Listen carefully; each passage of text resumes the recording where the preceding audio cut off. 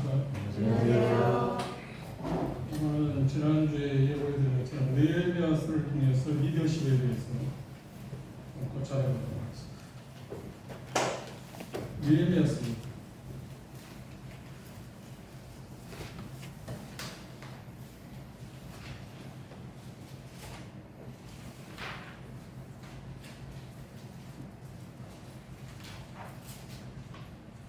예스라서 다음에 느헤미야서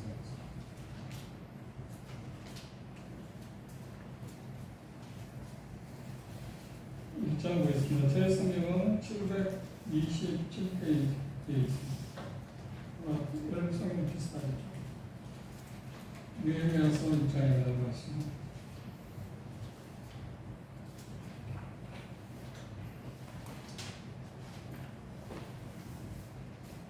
리더십이라고 하는 것은 지난주에 말씀드린 것처럼 영향력이라고 했습니다. 영향력이 있습니다.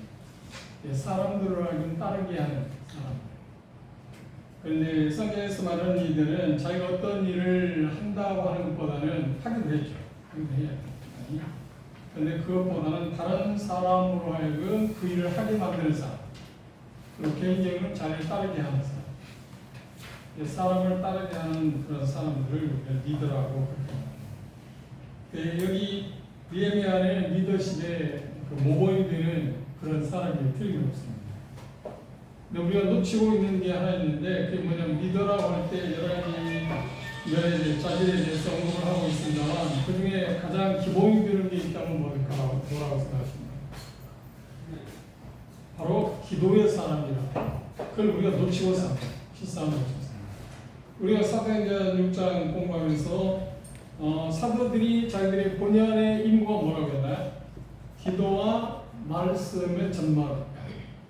기도의 전문가, 말씀의 전문가가 되었다. 그 일이 자기들의 주어진 사명이라 생각했습니다. 그런데 기도를 우리가 그렇게 생각하는 사람들이 그렇게 많지 않습니다.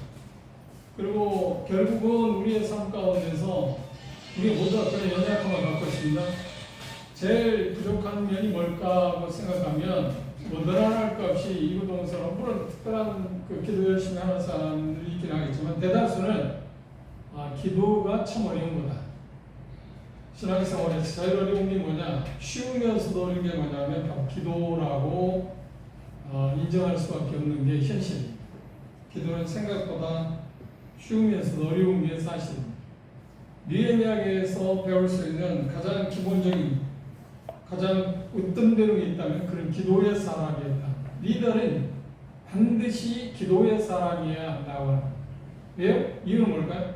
그런 자기 힘으로 어떤 일을 할 수 있는 사람이 아니기 때문에 그렇습니다. 사람은 그렇잖아요. 이 세상에 어떤 리더, 그룹의 총수들 그런 사람들은 자기들의 능력, 그걸 발휘하기도 합니다만 그런 적재적소에 합당한 사람들을 등용하거나 피탁해서 그 일을 해 가지 않나요? 그래서 어떤 일을 하는 사실입니다. 그게 사람들의 어떤 힘을 동원합니다. 그런 하나님 앞에서 하나님의 일을 성취하는 일에 있어서는 사람들의 힘보다는 하나님의 힘이 월등하기 때문에 그 도움이 없이는 어떤 일도 할 수 없기 때문에 그것을 끌어올 수 있는 유일한 방법이 뭐냐고 하면 기도밖에 없잖아요. 그러면 느헤미야서 1장 1절의 말씀을 우리가 생각해 보겠습니다. 느헤미야서 1장 1절에서 조금 우리가 읽어보면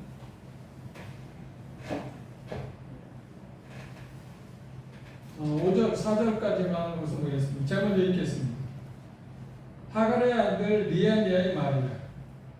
아닥스다 왕 제20년 기스로월이 내가 수상궁에 있더니 내 형제들 가운데 하나니아 두어 사람과 함께 다니엘서 내 일을 얻기로 내가 그 사로잡힘을 면하고 남아있는 유다와 예루살렘 사람들의 형편을 물은즉 저희가 내게 이르되 사로잡힘을 면하고 남은 자가 그 또에서 큰 환난을 만나고 능욕을 받으며 예루살렘 사람은 해파되고 성문들은 소화되었다 하는지라 내가 이 말을 듣고 앉아서 울고 수일 동안 슬퍼하며 하늘의 하나님 앞에 금식하며 기도하여 그가 소식을 들을 때 예루살렘에서 이곳 여기 지금 이야기하고 있는 수상공의 거리는 약 1200km나 먼 거리입니다.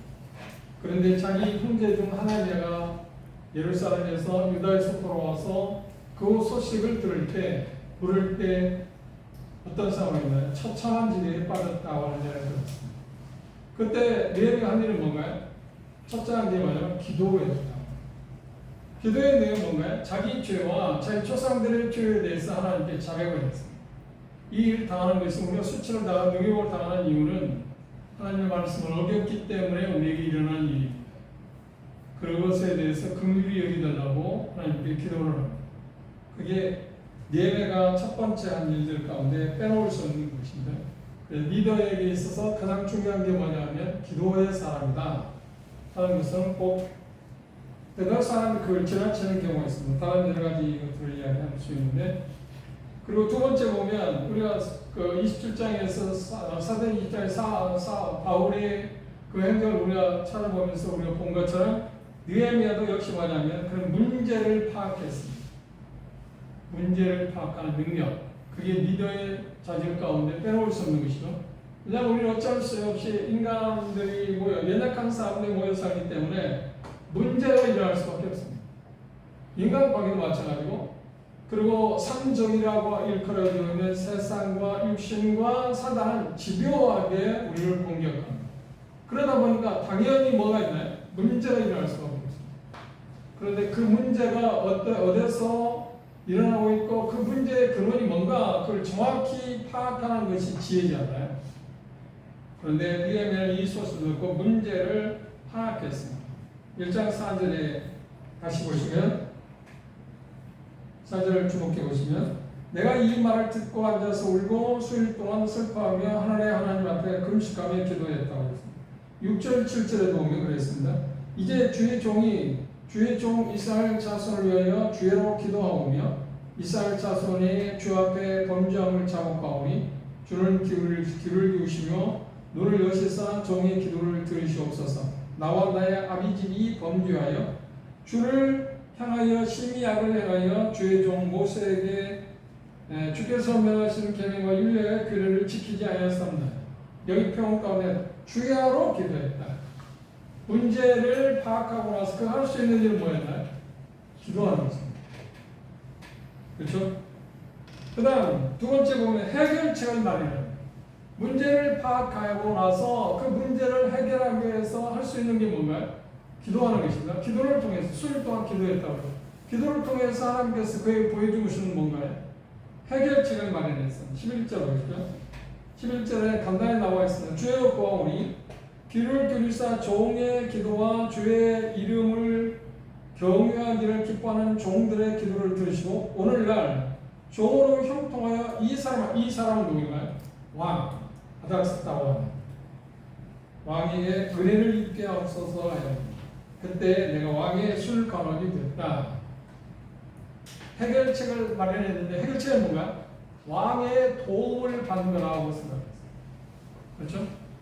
그 일은 왕의 도움이 없이는, 그러니까 하나님께서 왕 아닥스다 왕의 마음을 감동을 주어서 자기가 왕에게 어떤 지금 청혼을 하게 될 텐데 그 왕으로 하여금 은혜를 입게 해서 내가 지금 말하고자 하는 것들을 그가 들을 수 있게 해달라.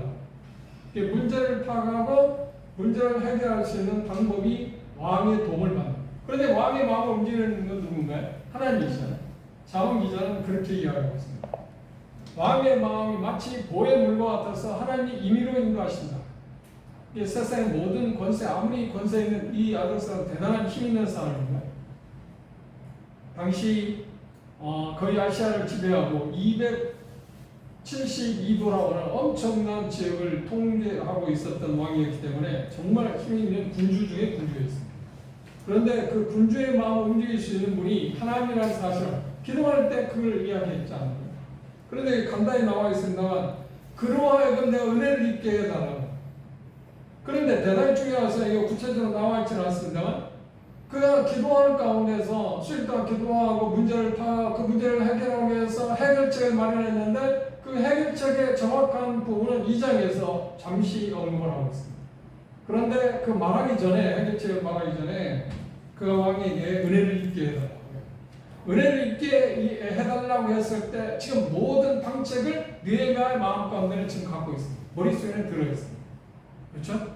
그거 없이 우리가 잠시 후에 있지만 믿음에 대해서 잘못 오해하고 잘못 생각하는 경향이 있는데 그게 지금 느헤미야에서 우리가 볼 수 있는 그런 부분인데 느헤미야는 절대 우리가 생각하는 것처럼 그렇게 하지 않았습니다. 1차적으로 왕에게 은혜를 입게 해달라고 하고 2장으로 넘어가보면 문제 해결책을 왕을 통해서 하나님께서 해결해야 됩니다. 다시 말하면 이미 계획을 구상해 놓고 그리고 그것들에 대해서 내게 왕에게 말하게 될 때 왕이 그걸 허락해 달라고 하는 이야기를 그 왕으로 하여금 은혜를 입게 해달라. 은혜를 입게 해달라고 했다 그 표현 가운데 지금 느헤미야는 모든 해결책을 지금 갖고 있습니다. 전략을 지금 마련해 놓고 그 전략을 하나님께서 왕의 마음을 움직여서 허락해 달라고 하는 기도를 이렇게 표현했습니다. 그리고 2장에 보시면 2장 아다스다 왕 20년 니산 이 날이 대단히 중요하다. 다니엘서 9장에 보면 예수 그리스도께서 세상을 십자가에 못 박혀 죽임을 당하는 날짜하고 연수하고 이 날짜를 시작하기 때문에 BC 445년은 대단히 중요한 연수입니다. 왜냐하면 다니엘서 9장에 보면 성을 중건하는 영이 날 때부터라고 하는 말을 시작해서 그리스도께서 세상에 오셔서 십자가에 죽으실 그 연도를 이야기하기 때문에 그래서 영국의 유명한 형제님은 그걸 계산할 때 정확히 계산해서 정확하게 예수 그리스도의 십자가에 예루살렘 입성해서 십자가에 못 박혀 죽인 그 해하고 정확하다 하고 다니엘서 9장을 그렇게 해석하고 있는 부분이 있습니다. 이 날은 대단히 중요한 날입니다. 일산월 20년 일산월은 400 BC 445년으로 추정하고 있습니다. 왕패 술관원입니까? 그러니까 어떤 면에서 왕에 대해서 측근적인 측근이잖아요. 음식을 제공하는 사람도 있고 술 맡는 관원장이 있으니까 이게 그를 왕에게 술을 주기 전에 누가 먼저 맛을 보는 항상 왕을 독살하려고 하는 사람이 있었기 때문에 에스더에서 보면 그 잘못된 사람 두 사람이 작당하고 왕을 모살하려고 할 때 에스더의 삼촌 모르드게 그를 알아서 고발해서 위기를 모면하는 일이 있는데 항상 그 부분이 없잖아요. 그래서 술 같은 거는 측근 중에 측근입니다. 그래서 술을 왕에게 주기 전에 항상 그걸 누가 먼저 시험을 하는가요? 이 사람이 느헤미야가 먼저예요. 그러니까 정말 측근적인 측근이죠. 왕 앞에 술이 있기로 내가 들어 왕에게 드렸는데 이전에는 내가 왕 옆에서 수색했었다. 항상 그런데 수색 근심이 있었는데 그 이유가 뭔가요? 그렇죠. 예루살렘의 자기 동족들이 황폐해진 곳에서 성이 지금 여기는 그 성벽 자체를 말합니다. 성벽 자체가 다 배타도 무너져 버리고 성문도 다 불타고 그러니까 성벽과 성문은 뭘 이야기하느냐면 영적인 의미에서 어떤 걸 이야기하냐면 어떤 경계선입니다. 하나님의 백성들에게는 경계선이 있어야 하잖아요. 외국에 잘못된 것이 들어오지보다 거룩을 지키는 그런 경계선이 있어야 하는데 경계선이 무너졌다. 그건 정말 비참한 일 중에 비참한 일. 성벽이 없다고 하는 것은 그렇게 우리가 언뜻 생각할 때 중요하지 않은 것처럼 생각할지 모르지만 이 성벽이 없다는 유대인들의 이쪽에서 성벽이 다 해파되고 성벽이 다 훼손됐다고 하는 것은 정말 수치 중에 수치. 그런데 그 일을 맨 먼저 느낀 사람이 누구인가요? 위에. 물론 그 일을 느낀 사람들이 여럿이 있었을 겁니다. 다른 사람도 있을 겁니다. 그런데 그 일에 대해서 내가 그 일을 내가 보완하겠다는 마음을 갖게 한 사람이 누군가? 가진 사람이 누군가요? 그렇죠. 네. 어디에서 왔나요? 그 일이 마음이 어디에서 왔나요? 그 문제가 무엇인가를 들음으로 시작했어요. 그런데 다른 사람이 그 문제를 못 받겠나요? 다른 사람이 그 문제를 못 들었을 거니까요? 들었을 겁니다. 그런데도 느헤미야는 리더로서 문제가 무엇인가를 정확하게 보고 그리고 해결책을 갖고 왕에게 지금 나아갔는데 그것 때문에 근심이 있었습니다. 어떤 면에서 대단히 두려운 이야기입니다. 왕 앞에서 근심을 띈다는 것은 두려운 일이잖아요. 그런데 왕이 이제 내게 이르시되 네가 병이 없거늘 어찌하여 얼굴에 수색이 있느냐? 이는 필연 내 마음에 근심이 있습니다. 그때 내가 크게 두려워했다. 왜 두려워했어요? 그 왕 앞에서 그 군주 앞에서 해야 할 태도가 있잖아. 그건 정말 두려움이죠. 왕은 만세스로 앞서서 나의 열조의 묘실 있는 성이 이제까지 황무하고 성문이 소화되었사오니 내가 어찌 얼굴에 수색이 있는 것을 그대로 했어. 그런 게 없는데요? 그렇게 하지 않았습니다. 그걸 통해서 왕의 마음을 어떤 면에서 왕이 이게 불쌍히 마음이 생겼겠죠. 그렇죠? 그런 마음을 인간적인 마음으로 동정하는 마음이 생겼습니다. 4절에 보시면 왕이 내게 이르시되 그러면 네가 무엇을 원하냐? 그것 때문에 네가 지금 근심하고 있다고 하면 그것이 문제라면 문제를 해결하기 위해서 네가 할 수 있는 게 뭐냐고 지금 물어봅니다. 전략이 뭐냐고 물어보죠. 그렇죠? 그럼 우리가 일반적으로 생각할 때 우리는 어떤 믿음을 갖고 있냐? 주님이 알아서 하시죠. 나를 그냥 보내주십시오. 그럼 하나님 알아서 할 겁니다. 그게 믿음인가요? 아니요. 그게 믿음이에요.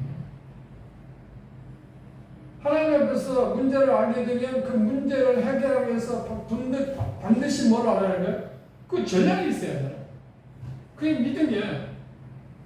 근데 우리는 그동안에 어떤 생각을 하냐면 하나님 알아서 하시요. 그렇지, 하나님 알아서 하시지. 그런데 하나님께서 그러면 내가 너에게 어떻게 해주려고 그래? 뭘 하기를 원하냐고. 하나님 알아서 하시라니까요. 그렇게 우리가 이야기할 수 있나요? 아니야. 그건 믿음과는 좀 동떨어져. 우리는 하나님 앞에 어떤 요구를 할 때 구체적으로 문제를 알고 그 문제를 해결하기 위해서 방책을 하나님 앞에 분명하게 말할 수 있어요. 그게 믿음이잖아요. 왕 앞에서 그렇게 해요. 그거 할 수 있는 게 뭐냐? 그러니까 무엇을 원하냐 하시로 내가 곧 하늘의 하나님께 묵다고 왕에게 고하기를 왕이 만일 즐겨하시고 종이 왕이 목전에서 은혜를 얻었사하면 나를 유대 땅 나 열조의 묘실 있는 성에 보내 그 성을 중건하게 하옵소서. 내가 그 문제를 해결해 주고 싶어. 그걸 해결하게 해달라. 그때 왕은 물었습니다. 그때 왕후도 있었다고 옆에 있었는데 왕이 내게 이르시되 네가 몇 날에 행할 길이며 어느 때에 돌아오겠나? 그건 제가 잘 모릅니다. 하나님이 알아서 하시고 그때 가서 예루살렘에서 어떤 상황이 있을지 모르기 때문에 그걸 내가 어떻게 정하겠습니까? 그렇게 말했나요? 아니야. 그 기한까지도 이야기했어요. 그런데 자세히 보시면 긴 내용처럼 되어 있지만 1장부터 10장까지 기간이 뭐냐? 딱 1년 기간이 있었던 얘기예요. 그러니까 주 445년에서 그 횟수에 일어났던 일이 1장에서 10장까지의 내용. 그리고 11장, 13장까지는 2차 총독으로 부임했습니다. 그 기간이 터울이 얼마냐면 20년의 터울이 있습니다. 돌아왔다가 1년 후에 다시 돌아왔다가 또 다시 총독으로 부임해서 일을 하게 되는 과정이 이제 느헤미야에서 그 터울이 1차 총독으로 부임했을 때하고 2차 총독으로 부임했을 때 기간이 얼마 터울이 있냐면 약 20년의 기간이 있어요. 근데 우리가 올 때는 바로바로 이어지는 것 같지 않나요? 그리고 1장에서 10장까지 내용이 몇 년에 걸쳐서 이루어진 것 같지 않나요? 그렇지 않습니다. 근데 역사적으로 보면 이미 고레스 왕이, 페르시아 왕이 초대왕이었던 고레스 왕에 의해서 70년에 포로 생활을 끝나고 나서 그런 징계가 되었어요. 유대인들에게 자 본국으로 돌아라. 그리고 바벨론 왕이 가져와 있던 모든 성물을 줄 테니까 그곳에서 성전도 짓고 하나님을 예배해라. 그래서 시작한 게 스룹바벨을 비롯해서 에스라에서 보면 1차 귀환을 했어요. 그리고 1차, 2차, 3차까지 3차의 마지막으로 온 사람이 누군가요? 그렇죠. 에스라가 제사장들을 데리고 들어온 것이 귀환하게 된 것이 에스라서에 나와 있는 내용입니다. 그리고 나서 지금 느헤미야가 총독으로 갈 때가 언제냐면 그 일이 벌써 100년이라는 시간이 흐르는 거예요. 100년이라는 시간이 흐르는 거예요. 근데 이미 그때는 성전이 세워졌어요. 성전이 세워지긴 했는데 성벽은 이미 회파됐어요. 그러면 성전의 역할을 제대로 할 수 있나요? 경계가 없잖아요. 성벽이 없으니까. 경계가 없어요. 아무나 와서 접근할 수 있는 그런 상황. 대단히 성전다운 성전이 아니잖아요. 그래 다른 사람도 그걸 의식하긴 했겠죠. 그런데 그 문제의 심각성을 본 사람이 누구냐면 느헤미야였어요. 그래서 느헤미야는 왕의 도움을 받아서 이제 드디어 내가 그곳에 가서 총독으로 이제 임명받아서 가게 될 때 거기까지 가는 1200km 가는 동안에 서쪽 지역으로 가게 되는데 그쪽에 갈 때 수많은 속국이 있잖아요. 총독들 있잖아요. 그들의 도움을 받기 위해서 조서, 왕의 조서. 쉬운 말하면 이 사람이 예루살렘에 이제 이스라엘 총독으로 가기 때문에 그가 가는 길에 대해서 모두 다 도와주고 필요한 거 도와주라고 하는 그런 조서를 갖고 왔어요. 그리고 군대 장관을 비롯해서 군사를 동원해서 지금 1200km가 긴 장거리를 지금 같이 가도록 했어요. 그런데 거기 필요한 것을 낱낱이 지금 느헤미야 왕이 목재도 필요합니다. 그리고 자기가 거하에서 살 수 있는 집도 지어야 하는데 이것도 필요합니다. 이것 그걸 상세하게 이야기했어요. 그때 왕은 내가 그렇게 하겠다. 그렇게 해라. 그렇죠? 근데 우리가 조금 전에 이야기한 것처럼 믿음은 어떤 생각이냐면 그런 거 하지 않고 하나님 나라 살 하나님 있으면 하나님 나라를 살 겁니다. 그러면 생각해보세요. 그 왕은 그 하나님에 대해서 아는가? 이건 도대체 무함이 짜겠죠. 누가 그 사람을 도와주겠어? 몇 날이 걸리겠냐? 얼마나 오래? 그러니까 그가 여기 나와 있잖아요. 내가 1년 후에 돌아오겠다. 1년 안에 그걸 마치고 1년 후에 돌아오겠다. 정확한 이야기를 하잖아. 그 왕으로부터 은혜를 입게 해달라고 말했을 때 느헤미야 왕과 이 전략을 다 갖고 있었다. 이게 느헤미야의 믿음. 그런데 느헤미야는 예루살렘에 총독으로 가게 될 때 왕의 도움을 받아서 그 필요한 모든 것을 다 도움받아서 예루살렘에 갔습니다. 그런데 앞에 나오는 에스라는 어떤 사람이냐면 왕으로부터 도움을 받을 수 있는 사람인데 뭐 아무런 도움 받지 않아요. 그리고 예루살렘에 갔습니다. 그런데 두 사람을 비교할 때 많은 사람들이 뭐라고 생각하냐? 에스라가 훨씬 믿음이 좋은 사람. 그것과 믿음을 측정하느냐? 아니요. 그것과 믿음을 측정하느냐? 사람에 따라서 그리고 신분이 다르잖아요. 에스라는 지금 총독으로 가는 거고, 그렇죠? 왕권을 부여받아서 예루살렘, 이스라엘을 지금 치리하는 사람의 입장에서 가고, 에스라는 뭔가 제사장으로 가고요. 한 사람은 제사장. 그러니까 그가 제사장으로 가는 일에 있어. 물론 에스라의 그 믿음을 우리가 생각한다면, 에스라는 하나님만을 생각하는, 하나님만을 바라는 믿음이 있었어요. 그 믿음도 훌륭한 것이지만 느헤미야처럼 모든 것을 계획하고 문제를 파악하고 문제를 해결하기 위해서 모든 걸 계획하고 전략을 세우고 그 전략을 이루기 위해서 왕의 도움을 받는 것, 요구하고 도움을 받는 것, 그건 믿음이 아니라고 말하지 마라. 그건 역시 믿음이다. 그건 느헤미야의 믿음이잖아요. 그러면 누구의 믿음이 좋은 거 할 때, 우리 일반적으로 생각할 때, 들을 때 누가 생각나는가? 더 믿음이 훌륭한 거야? 에스라가 하나님만 의지했으니까 훨씬 좋은 믿음. 아니야. 그렇게 생각하나? 사람에 따라서. 그렇죠? 그가 갖고 있는 믿음의 분량이라는 게 있기 때문에 넘어서 10장에 있는 것처럼 믿음의 분량대로 지혜롭게 구하라고 말씀처럼 그 믿음은 이 사람 느헤미야의 믿음도 믿음이고 에스라의 믿음도 믿음이라고 하는 것을 우리가 한번 마음 가운데 생각하는 것도 필요할 거라고 생각합니다. 그럼 모든 것을 계획하고 목표가 달성될 때까지 끝까지 그 일을 하겠다는 결심과 어울려서 모든 계획을 전략을 세우고 왕의 도움을 받아서 이제 출발했습니다.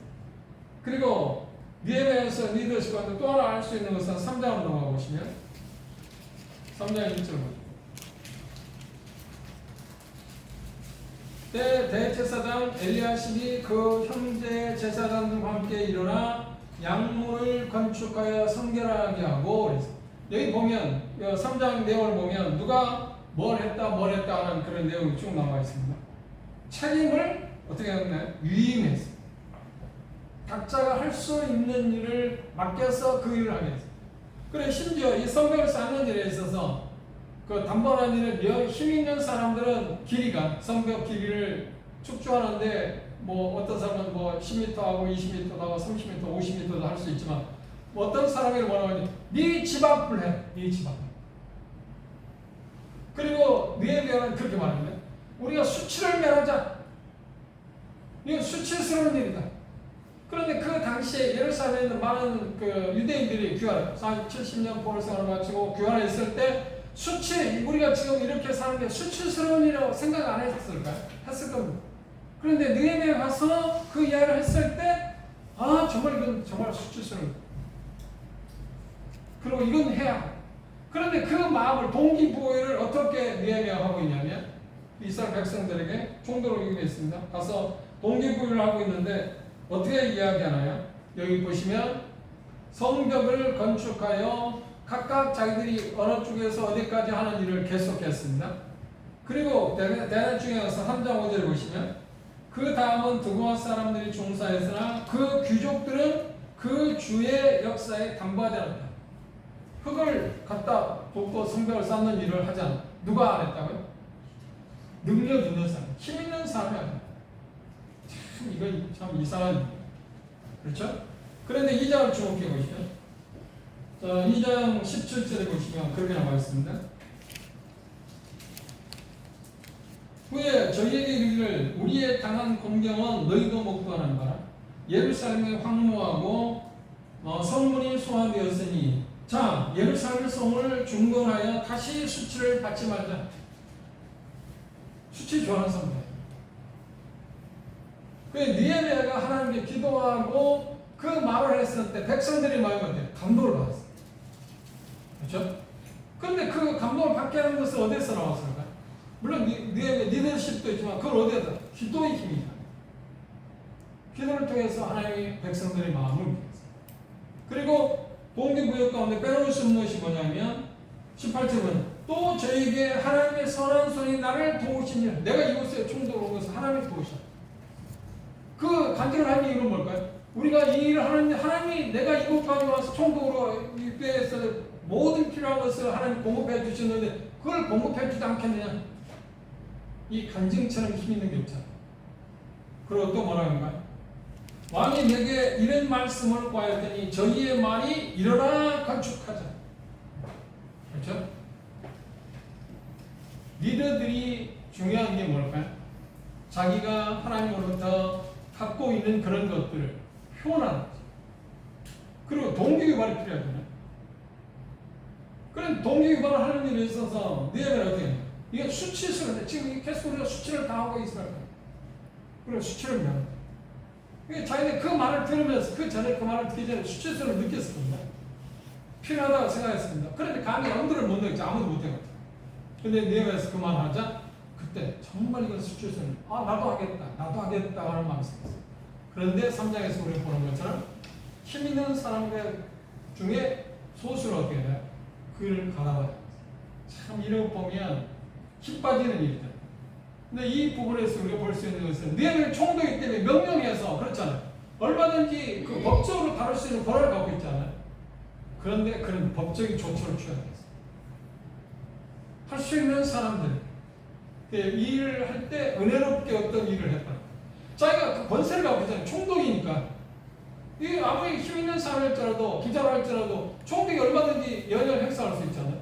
심지어 안 할 경우는 누구의 명령입니까? 왕의 명령 같잖아요. 총독은 지금 왕을 대신해서 하는 사람. 왕이 예루살렘 성을 중건하는 명령을 받고 누가 왔나요? 느헤미야가 왔잖아요. 그런데 그것을 반대한다는, 독재한다는 누구의 말을 순종하지 않는, 복종하지 않는단 말이에요? 왕의 명령을 복종하지 않는. 그 법적으로 얼마나 처리할 수 있는 권한이 있잖아요. 근데 느헤미야는 그 권세를 쓰지 않았어요. 네, 사람들이 마음에 자발적으로 그 일을 하게. 이게 참 힘든 일. 근데 느헤미야는 그렇게 그 일들을 해결해서 책임을 위임하는 게 대단히 필요합니다. 그런데 3장 10절에 재미있는 이야기가 있습니다. 하루밤에 아들 여다야는 자기 집과 마주 대한 곳을 중수해요. 많이 하지 않았어요. 자기 집 앞에. 우리 이제 겨울철 되고 뭐 자기 집 앞 눈썰기 뭐 그렇게 하잖아요. 자기 집 앞. 많은 건 하잖아요. 그렇게 잘 생각해보세요. 자기 집을 앞으로 한다고 하는 말은 뭘 말하는 거야? 나를 지금 우리 가족을 보호하겠다는 거야. 우리 식구들을, 나와 우리 가족을 보호한다는 말이야. 외부적으로부터. 성경은 그 역할을 합니다. 그런데 그 이야기를 할 때 누가 안 하겠습니까? 그렇지. 내가 할 수 있는 것은 우리 집 앞은 내가 할 수 있고. 그게 능력이 있다. 그렇죠? 그래서 책임을 위임해서 그 일들을 하도록 그렇게 했어요. 그리고 좀 전에 말씀드린 것처럼 네 번째, 니에는 어떻게 해? 동기유발을 시켰어요. 동기유발 가운데 빼놓을 수 없는 게 뭐예요? 자기의 간증을 했습니다. 그리고 왕이 자기를 도와서 여기까지 온 이야기를 했습니다. 그리고 이건 왕이 그 일을 하게 하셨다. 그리고 더 중요한 건 뭐냐면 왕의 마음을 움직이는 분이 누구예요? 하나님이시다. 내가 이곳에 온 것은 하나님의 도움으로 왔다. 그리고 지금 우리는 하나님의 도움을 위해서 도움을 받고 이 일을 시작하니까 그 일을 완성할 거예요. 그리고 나중에 보겠지만 그 일을 며칠 만에 상상 52일 만에 완성. 그래서 그 주변에서 그것들을 계속해서 방해했던 사람들이 깜짝 놀랐어요. 그런데 재미있는 것은 이 말씀을 보시면 그런 그 표현들이 나와 있습니다. 자, 2장 9절에 보시면 내 하나 8절에 보시죠. 또 왕의 살림 감독 아삽에게 조서를 내리사 저로 전에 속한 영문의 문과 성곽과 나의 거할 집을 위하여 들보 제목을 주게 하옵소서 하며 내 하나님의 선한 손이 나를 도우심으로 왕이 허락했다. 그 왕을 마음을 움직이는 분이 누구라고요? 하나님 선하시. 그 간증을 들을 때 그 이스라엘 백성 어때서 너희는 하나님과 함께하는 사람이구나. 그 상상 못할 일이잖아요. 제국에 그 왕이 느헤미야에게 예루살렘에 가서 그 성벽을 쌓으라고 명령을 내렸다. 그런데 그 명령을 내린 게 왕이지만 그 배후에 누가 계셨다? 하나님이. 그러니까 자기들이 지금 하는 일은 뭘 하는 거야? 하나님을 위해서 하나님의 도움으로 그 일을 할 수 있다는 마음을 가지고. 이게 얼마나 신나는 일. 여러분 아시죠? 제가 그런 이야기를 한 기억이 나는데 이어령 씨가 우리 한민족에 대해서 그런 표현을 했어요. 우리 한민족은 신명나는 일 하면 어떤 것도 하나님 수 있어요. 신명.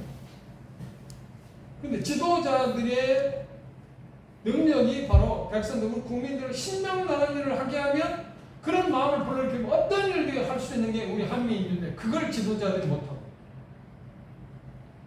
그런데 우리 한민족뿐만 아니라 우리는 다 그렇잖아요.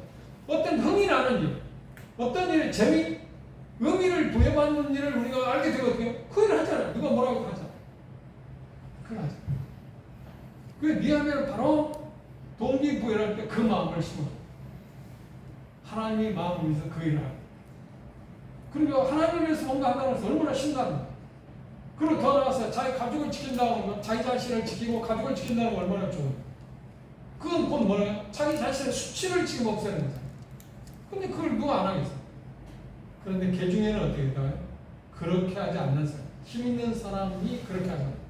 그래서 이런 부분을 볼 때 그 모습을 보고 느헤미야가 그곳에 도착했을 때 여기 보면 뭐라고 했나요? 군대 9절에 보시면 군대 장관과 마병을 보내어 나와 함께하게 하시기로 내가 강 서편에 있는 총독들에게 이르러 왕의 조서를 전하였더니 호롱 사람 산발랏 종교였던 아람 사람 도비야가 이스라엘 자손을 흥황케 하려는 사람이 왔다함을 듣고 심히 적은 그때부터 의심했어요. 가만히 있다. 그렇죠? 느헤미야 한 일은 뭔가? 이스라엘 백성들을 흥황하게. 리더의 가장 중요한 목표는 무엇인가? 그래서 성도들의 마음을 흥황하게. 성도들의 마음을 흥황하게 할 수 있는 방법이 뭔가? 우리에게 있어서 하나님 말씀이 있다. 우리가 사전에 공부했잖아요. 하나님 말씀이 흥황함으로 말미암아서 사람들이 구원받는 숫자가 더 돼요. 리더의 목표는 어디냐면 사람들을 흥황케 하는 거예요. 그걸 다른 표현하면 호세아 선지로 말한다면 부흥시키는 거예요. 그렇죠? 하나님의 일에 그 흥분하게 하는 거죠. 그러면 자연스럽게 그 일들을 하게 됩니다. 리더의 자질 가운데 빼놓고 있습니다. 그다음 우리가 여기서 볼 수 있는 것은 그 리더의 그 일을 하게 되면 우리가 당연히 한 가지 꼭 기억할 게 뭐예요? 적이 반드시 있다. 반대자가 있다. 그리고 부변론도 있다. 그리고 도움을 주지 않는 사람도 있다. 그걸 각오해요. 각오해요.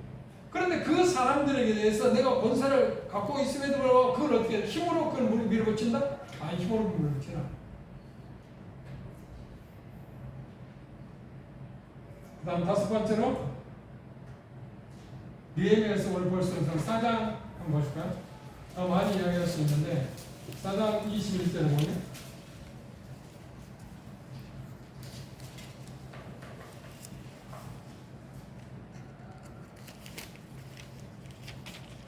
사랑하는 입술. 우리가 이같이 역사하는데 무리의 절반은 동떨 때부터 별이 나기까지 창을 잡았으며 그때 내가 또 백성에게 고하기를 사람마다 그 종자 함께 예루살렘 안에서 잘지니 밤에는 우리를 위하여 화석했고 낮에는 역사하리라. 여기 또 우리가 함께 이 우리라는 단어는 참 아름다운 단어. 내가 그렇게 했다. 우리가 하나님의 일을 뭐냐? 우리의 일, 내 일이야. 이 공동 목표, 우리는 하나의 공동체라는 의식. 그것을 리더들은 성도들이 심어주는 거예요. 이건 우리의 일. 여러분들이 그 일을 하시기는 했지만, 그럼 백성들이 그 일을 하잖아요. 물론 내가 갖고 함께 하고 있습니다.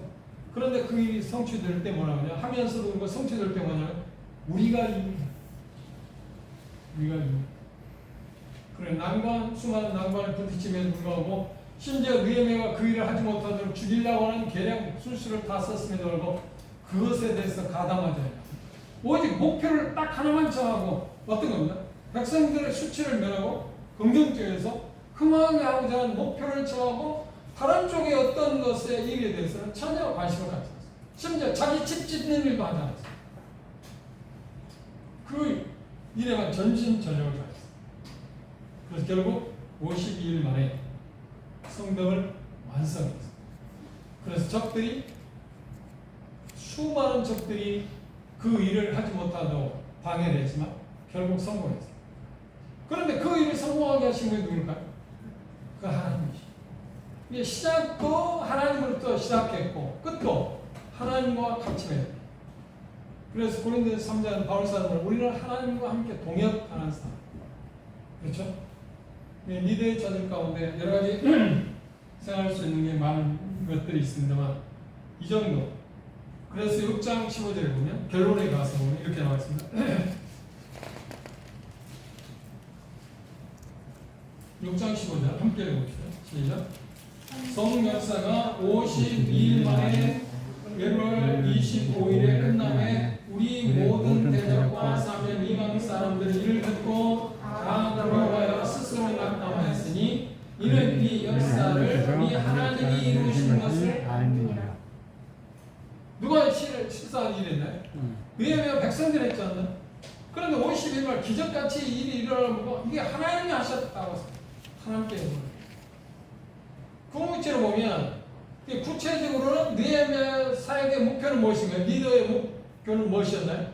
이스라엘 백성들을 평화하게 하는 것. 그렇죠? 부정적인 수치를 면하게 하는 것. 그런데 궁극적으로 뭐가 돼? 하나님의 영광을 드러내는 것. 그게 리더의 목표예요. 우리는 고린도서 10장에서 그랬잖아요. 우리가 뭘 하든지 먹든지 마시든지 뭘 사는지 주의 영광을 위해서. 그게 리더들이 추구해야 가장 궁극적인 큰 목표 가운데 바울 사도는 이제 우리가 다시 돌아가겠지만 27장은 어떤가요? 바로 그 마음을 가졌어요. 문제를 파악했어요. 어떤 문제? 왜 이 문제가 일어나는가? 왜 우리가 지금 해남 사고를 당하게 돼요? 그리고 해결책을 그런 찾았어요. 해결책은 뭔가요? 하나님께서 그에게 말씀하신 말씀을 갖고 우리가 다음 시간에 볼 것이지만 그걸 갖고 배 타고 있는 276명에게 복음, 다시 말하면 기쁜 메시지를 전해요. 배는 손상을 입고 우리가 가지고 있는 거 다 없어지겠지만 생명에는 지장이 없다. 하나님께서 나에게 약속한 것을 지키실 거다. 뭐라고 약속했나요? 23장에서 예루살렘에서 네가 나의 증인이 된 것처럼 로마에서 뭐라고요?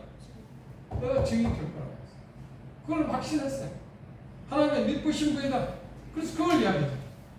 우리가 그 부분은 다음 시간에 생각해보도록 하겠습니다. 오늘 리더의 자질 가운데서 문제를 파하고 문제 해결책을 갖고 있는 사람이다 하는 부분에 대해서 특별히 과외 공부로 느헤미야를 통해서 리더의 어떤 조건들, 내가 한 일들, 그 이외에도 느헤미야에서 볼 수 있는 것은 참 엄청난 많은 부분이 있습니다. 특별히 리더의 어떤 자질들, 리더의 하는 일들을 우리가 보기 위해서는 느헤미야서를 공부해 보면 정말 놀라운 진리가 많이 들어 있습니다. 그래서 제가 조사하고 연구한 바로는 느헤미야에서 배울 수 있는 게 약 한 12가지 정도. 그 중에 오늘 지금 이야기했지만 가장 중요한 항목이 뭐라고요? 기도하는 삶. 기도하는 삶. 그렇죠? 이게 우리 마음 가운데 담고 우리가 주님을 섬기는 일에 있어서 그런 면들을 우리가 추구해야 했던 거예요. 또 하나 우리의 목표는 뭐라고요? 우리가 하는 일들이 각각 다르지만 우리의 목표는 뭐예요? 부정적인 우리의 수치심을 면한 거고 긍정적으로 뭐예요? 그렇지. 나도 마찬가지고 내 가정도 다른 공동체가 어떻게 흥왕하게. 그리고 궁극적인 목표는 뭐예요? 하나님을 영원하게. 이것이 우리의 목표, 사역의 목표. 그 일들이 어떤 것이 되든 그리고 특별히 리더들 입장에 있는 사람들은 리더들하고 영향력을 행사하는 데 주력 교사일 수도 있고 심지어 가정의 가장도 될 수 있고 다 그렇잖아요. 그런데 그들의 특징이 어떤 거라고요? 위에서 할 수 있는 것? 분담해. 이 일을 맡겨서 자기가 다 하는 게 아니고 각각 자기들이 그 일을 할 수 있도록. 그런데 그 일을 하게 했을 때 어떤 동기유발을 했는데 어떤 동기유발을 줬나? 동기유발을 할 때 어떻게 했다고? 자기의 간증을 했어요. 그리고 하나님 자기를 도우시는 것들 그리고 백성들이 지금 당하고 있는 그 수치를 변하자고 하죠. 그래서 힘이 없는 사람들 중에서 자기 앞을 자기 집 앞에 그러니까 그 거리 해봤자 어떤 집이 크지는 않을 거니까 5m 정도 성벽 쌓는 일을 축소하는 일을 함께 했다는 거예요. 아니면 10m? 그렇죠? 그 일을 할 때 어떤 거야? 내가 이 성벽 쌓을 때 우리 집을 지금 보호하는 거다. 적으로부터 우리 집을, 우리 가정 식구들, 내 자식들을, 내 아내를 보호하기 위해서 우리가 자녀들, 우리의 부모를 보호하기 위해서 내가 이걸 축소하는데 하겠다. 그걸 계속 나눠. 그렇죠? 그걸 축소하기 시작했어요. 그리고 52일 만에 그걸 완성했을 때 심지어 적들 조사 어떻게 생각할까? 하나님이 그 일을 이루셨다. 그걸 연구하는 거예요. 그리고 1년 만에 다시 귀환해서 20년 동안 왕을 씁니다가 또 2차 총독으로 가서 이제 그곳에 영적인 문제가 있는 그 부분을 또 다시 하기 위해서 다시 2차 부임하는 내용이 10장 이하에 나와 있는 것을 참고해 주셔서 보면 또 기도 마치겠습니다.